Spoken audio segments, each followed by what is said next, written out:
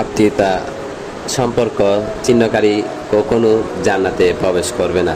অথচ আমাদের আপনার অনেক খালাতো ভাই বোন, মামাতো ভাই বোন, চাচাতো ভাই বোন, তারা আমার থেকে ভালো অবস্থানে চলে এসেছে বা চলে গিয়েছে।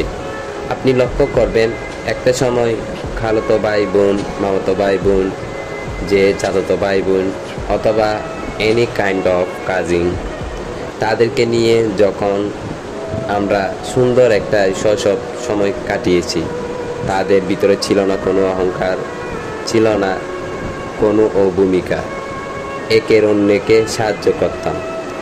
কিন্তু যখন তারা একটা জায়গায় পৌঁছিয়েছে, তখন তাদের জন্য বা তাদের অন্য খালাতো ভাই বোন, মামাতো ভাই বোন, চাচাতো ভাই বোন, তাদের একটু সাহায্য দরকার।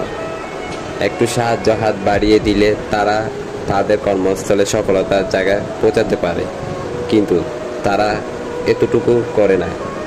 আর এমন আত্মীয়র জন্য আপনার করণীয় কি?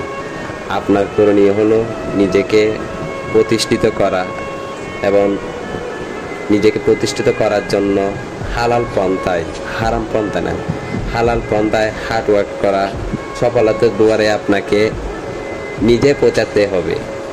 এবং সেদিন যে আত্মীয়রা আপনাকে নিয়ে গর্ববোধ করবে, এবং এমন দিন আসতে পারে, আল্লাহ না করুক, তারা আপনার কাছে কোনো কিছুর জন্য সাহায্য চাইবে।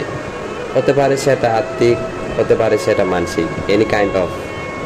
এবং আপনি তাদেরকে অবশ্যই সাহায্য করবেন, কারণ আপনার এই হেল্পটা তাদের জন্য উত্তম এবং উত্তম।